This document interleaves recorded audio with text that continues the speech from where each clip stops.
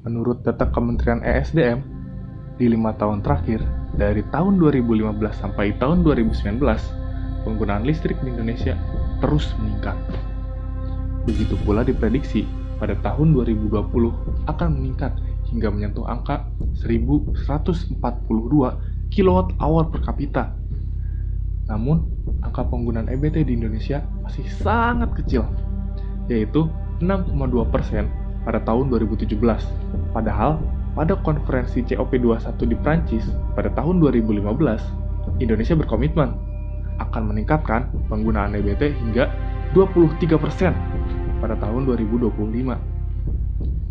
Pada tahun 2019, Ditjen EBT dan Konservasi, Ida Nuriatin Finahari, berpendapat target tersebut tidak akan tercapai.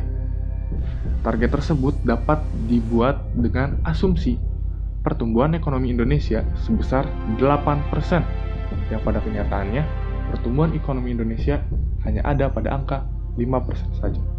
Namun pendapat kami berbeda. Menurut data dari Ditjen EBTKE dan NASA, kami mendapati bahwa Indonesia memiliki potensi tenaga surya yang sangat baik.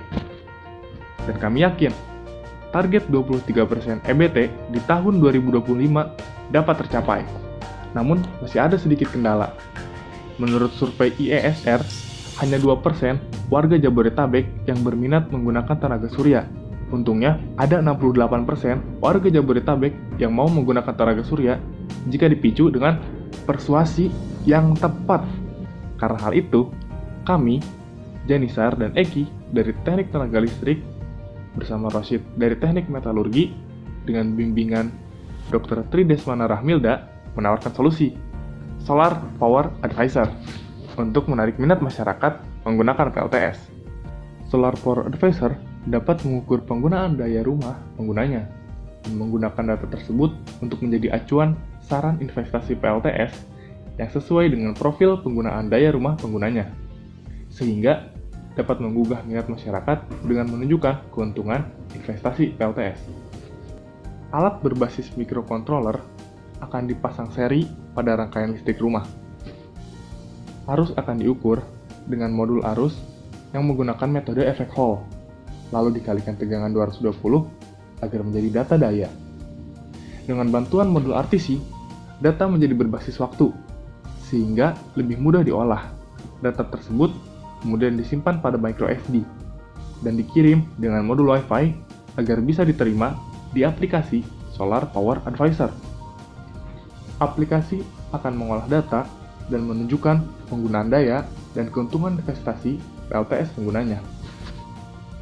Metode pengukuran arus dengan efek Hall ini sudah digunakan pada beberapa produk dan bahkan sudah dipasarkan oleh perusahaan bernama Ocean Electric Corporation. Penggunaan efek Hall dapat mengurangi error dalam pengukuran arus, namun kelemahannya adalah pengukuran arus skala kecil. Tapi hal tersebut tidak menjadi masalah karena digunakan pada pengukur arus rumah yang tergolong berskala besar.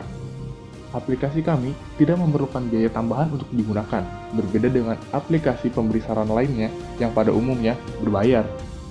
Solar Power Advisor juga memiliki beberapa potensi. Potensi khususnya, pembuatan desain, kode, dan desain aplikasi dibuat oleh tim, sehingga dapat mengajukan hak cipta.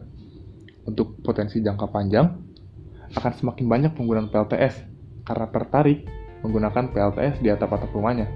Untuk potensi lingkungan, jelas, dengan banyaknya pengguna PLTS, masyarakat akan mulai beralih dari penggunaan bahan bakar fosil menjadi penggunaan energi baru terbarukan yang lebih ramah lingkungan. Kami sangat berterima kasih kepada Kemendikbud yang telah mendanai dan menyukseskan kegiatan PKM 5 bidang ini. Kami juga berterima kasih kepada pihak ITB yang telah menjadi wadah mahasiswanya berkarya dan berkreativitas. Sekian video ini kami akhiri. Terima kasih atas perhatiannya.